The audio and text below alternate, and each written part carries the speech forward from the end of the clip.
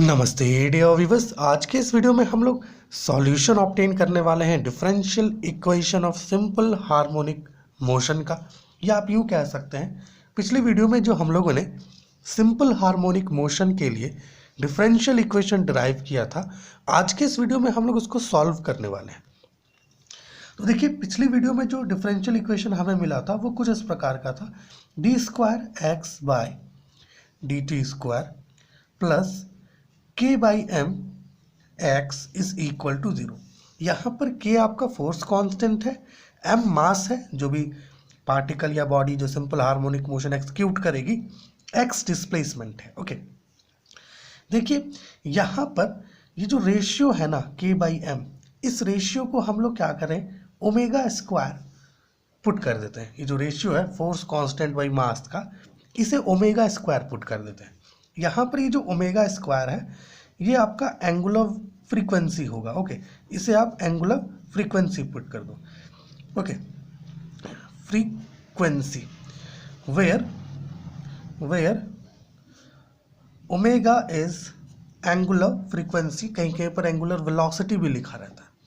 तो देखिए यहाँ पर हमारा जो डिफरेंशियल इक्वेशन है उसका फॉर्म थोड़ा बदल जाएगा, D square x by D T square plus omega square X is equal to 0। अब आप इस इक्वेशन को कुछ इस प्रकार से लिख दो, D square X by D T square is equal to minus omega square x square. Okay, अब क्या करेंगे, ये जो इक्वेशन है इसके बोथ साइड्स को हम लोग एक फैक्टर से मल्टीप्लाई करेंगे, क्योंकि हमें इसे सॉल्व करना होगा और हम लोग जो सॉल्यूशन निकालेंगे इसका वो वेरिएबल सेपरेबल मेथड का प्रयोग करेंगे। इसके लिए हमें पहले तो ये जो दो पावर्स हैं यहाँ से हटाना होगा, तभी ये पॉसिबल होगा। ओके, सो यहाँ लिखते हैं on multiplying both sides by 2 dx by dt। Okay, ये जो बोथ साइड्स है, लेफ्ट हैंड साइड और राइट हैंड साइड, दोनों को आप इस फैक्टर से क्या करिए, मल्टीप्लाई कर दीजिए।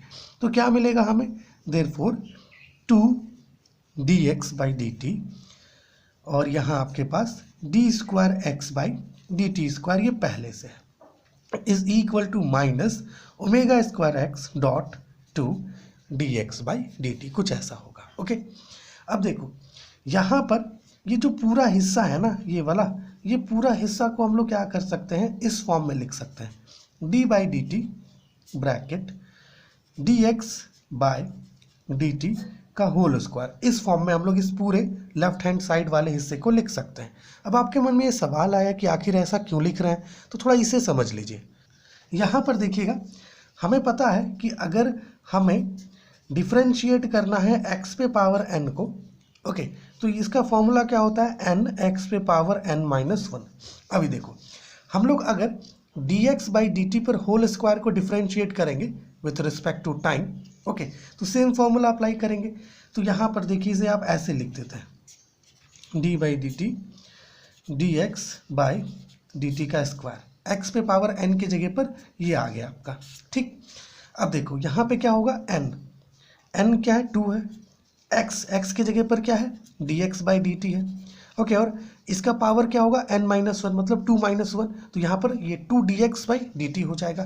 फिर ये जो ब्रैकेट के अंदर है D x by D T, उसको जब आप डिफ्रेंशिएट करोगे तो आपको मिलेगा D square x by D T square.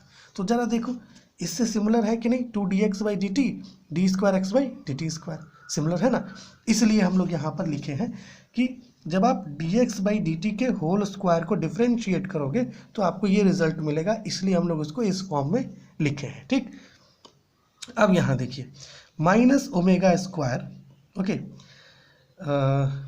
Dot d by D T, यहाँ पर इसे एक्स स्क्वायर लिख देते हैं, ये एक्स और ये एक्स दोनों को साथ में ला करके, इस एक्स स्क्वायर को जब आप डिफ्रेंशिएट करोगे तो 2x तो आपको मिलेगा ही, साथ ही साथ D x by D T भी मिलेगा। ठीक, इस स्टेप को आप समझ पा रहे होंगे, कुछ डाउट होगा तो पूछिएगा कमेंट में। यहाँ पर देखिए अभी डी बाई डी टी, एक स्टेप और इसको बढ़ाते हैं, d x by D t का square is equal to minus omega square dot d by D t x square, कुछ इस प्रकार से। ओके, अब देखिए इसे हम लोग यहाँ पर कंटिन्यू करते हैं, यहाँ से इस पेज में कंटिन्यू करते हैं। क्या मिला था हमें, d by D t d x by D t का whole square is equal to minus omega square dot d by D t x square, कुछ ऐसा। अभी बोथ साइड्स को क्या करिए, इंटीग्रेट कर दीजिए, ताकि ये जो फैक्टर है d by D t both sides में वो रिमूव हो जाए। ओके, ऑन इंटीग्रेटिंग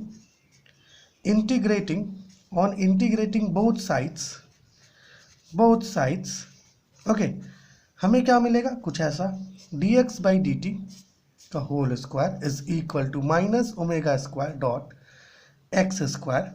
ओके, और इसके साथ हमें यहाँ पर एक कांस्टेंट मिलेगा। यहाँ पर जो ए है, ये जो ए है, a is called constant of integration. ठीक है, इसे कांस्टेंट ऑफ इंटीग्रेशन हम लोग कहते हैं। अब देखो आगे बढ़ने के लिए, है ना, आगे का स्टेप्स करने के लिए हमारे पास इस कांस्टेंट ऑफ इंटीग्रेशन का वैल्यू होना बहुत इंपॉर्टेंट है। ओके, और लेफ्ट हैंड साइड में अगर आप देखो तो D x by D T मतलब वेलोसिटी अपने पास है। सो यहाँ पर क्या करेंगे, हमें पता है कि अगर x का वैल्यू मैक्सिमम हुआ, ओके, x का वैल्यू, पिछली वीडियो में हम लोग पेंडुलम लिए थे ना, याद होगा आपको, ये मीन पोजीशन मान लीजिए, ये एक्सट्रीम पोजीशन है पहला, ये एक्सट्रीम पोजीशन है दूसरा। ओके, कुछ इस प्रकार से मान लीजिए। तो ये जो एक्सट्रीम पोजीशन है, यहाँ पर जब पेंडुलम आएगा तो मान लीजिए यहाँ से यहाँ तक का जो डिस्टेंस है वो a है, मतलब एम्पलीट्यूड, ये मैक्सिमम डिस्प्लेसमेंट है। तो जब x का वैल्यू मतलब डिस्प्लेसमेंट मैक्सिमम होगा, चलिए उसको a ले लेते हैं, तो इस केस में, है ना, माफ़ कीजिएगा, देन इस केस में जो वेलोसिटी होता है ना v, जिसे आप dx बाई dt के फॉर्म में लिखते हो, ये 0 से इक्वल होता है। तो इन दो वैल्यूज़ को जब आप इस इक्वेशन में रखोगे तो यहाँ से कांस्टेंट ऑफ इंटीग्रेशन का वैल्यू निकल कर आएगा। देखिए dx बाई dt की जगह 0 रख देते हैं, equal to minus omega square x square. Okay, और x की जगह पर a पुट करना होगा हमें, तो x की जगह पर a ले लेते हैं प्लस a। सो यहाँ से देखिए हमें a का एक वैल्यू मिल रहा है, जो कांस्टेंट ऑफ इंटीग्रेशन था उसका एक वैल्यू मिल रहा है ओमेगा स्क्वायर a स्क्वायर। अभी इस वैल्यू को इस इक्वेशन में रख देते हैं। ठीक है, यहाँ पे देखिए, नाउ अवर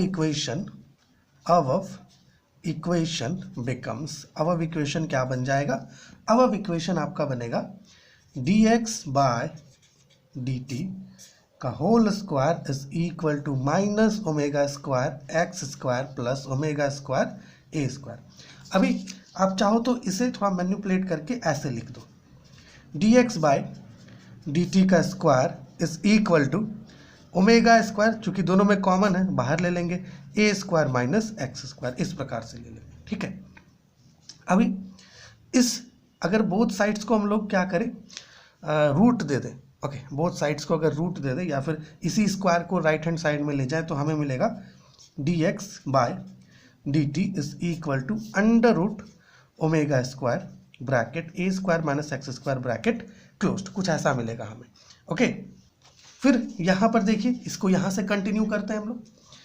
अभी dx बाय dt, इस रूट को तोड़ेंगे तो ओमेगा बाहर आ जाएगा और under root a square minus x square.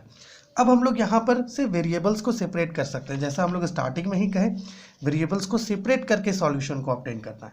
Okay, सो यहाँ से आप ऐसे लिख दो dx बाई, चूँकि इसमें a है तो a और x है तो आप इसको यहाँ ले आओ, dx by a square minus x square is equal to omega t। Okay, bracket में आप लिख सकते हो यूजिंग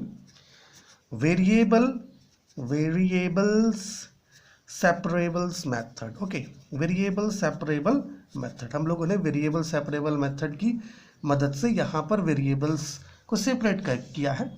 अब ऑन इंटीग्रेटिंग बोथ साइड्स, अब यहाँ पर आप बोथ साइड्स को इंटीग्रेट कर दो। ऑन इंटीग्रेटिंग बोथ साइड्स को यहाँ से इंटीग्रेट करेंगे कुछ ऐसे, integrate dx by under root a square minus x square is equal to omega, constant की तरह एक्ट करेगा तो इसको बाहर रखते हैं t। ठीक है, नाउ ये एक स्पेशल इंटीग्रल है, एक स्पेशल इंटीग्रल है, तो इसका डायरेक्ट फॉर्मूला अप्लाई कर देंगे, साइन इनवर्स एक्स बाई ए हमें मिलेगा।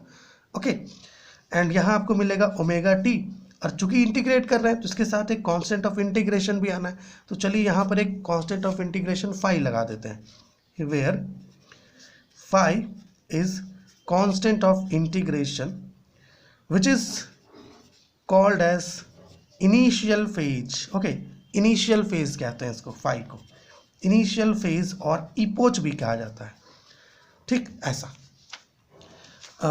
देयरफॉर यहाँ से आपको देखिए मिलेगा sine inverse x by a is equal to omega t plus phi, और यहाँ से आप इसे ऐसे लिख सकते हो, x by a is equal to sine omega t plus phi, और यहाँ से आप ऐसे लिखो x is equal to a sine omega t plus phi, इस प्रकार से। सो आप यहाँ पर देखिए जो रिक्वायर्ड सॉल्यूशन हमें मिल रहा है, okay, required solution of differential equation of simple harmonic motion, वो क्या है, ऐसा, x is equal to a sine omega t plus phi. Okay, यहाँ पर ये जो x है, ये जो x आप देख रहे हो, ये x क्या है, डिस्प्लेसमेंट है।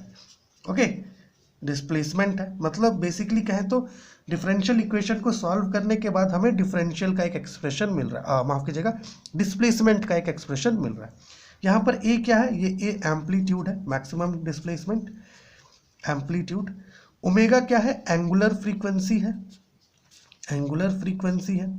यहाँ पर ये जो आपका फाई है, ये क्या है, इनिशियल फेज है, जैसा कि यहाँ पे हम लोग लिखे। ओके, अब देखिए यहाँ से हमें क्या मिल रहा है, एक सॉल्यूशन मिल रहा है इस डिफरेंशियल इक्वेशन का, ये डिफरेंशियल इक्वेशन का, that is x is equal to a sine omega t plus phi. तो ऑसिलेशंस को हम लोग कंटिन्यू कर रहे हैं, ये हमारा ऑसिलेशंस का वीडियो नंबर 2 है। इस वीडियो में क्या किए, डिफरेंशियल इक्वेशन को सॉल्व करके हम लोग एक एक्सप्रेशन पता किए डिस्प्लेसमेंट का। अब इसी डिस्प्लेसमेंट की एक्सप्रेशन की मदद से हम लोग वेलोसिटी पता करेंगे, है ना, एक्सेलरेशन पता करेंगे, टाइम पीरियड पता करेंगे। कोई भी पार्टिकल बॉडी जो सिंपल हार्मोनिक मोशन एक्सिक्यूट कर रही है, ओके, उसका डिफरेंशियल इक्वेशन ये है। इस डिफरेंशियल इक्वेशन को सॉल्व करने के बाद हमें जो particle simple harmonic motion execute कर रही है, उसका डिस्प्लेसमेंट का एक्सप्रेशन कुछ ऐसा मिला। ओके, और इसी की मदद से हम लोग जो पार्टिकल या body simple harmonic motion execute कर रही है, उसका वेलोसिटी निकालेंगे। अगली वीडियो में करेंगे ये काम। ओके, एक्सेलरेशन निकालेंगे और टाइम पीरियड निकालेंगे। सो होप ये वीडियो आपके लिए हेल्पफुल हुआ होगा। यहाँ तक का सिनेरियो कुछ ऐसा है, फिर आगे का काम हम लोगों ने यहाँ पर किया था इस प्रकार से, और फिर लास्ट जो काम था वो यहाँ से हम लोगों ने कंटिन्यू किया ये। ओके, होप ये वीडियो हेल्पफुल हुआ होगा। जो हमारा प्रीवियस वीडियो है डिफरेंशियल इक्वेशन का डेरिवेशन, वो भी एक बार ज़रूर से ज़रूर देखिए। चलिए मिलते हैं आपसे अगली वीडियो में।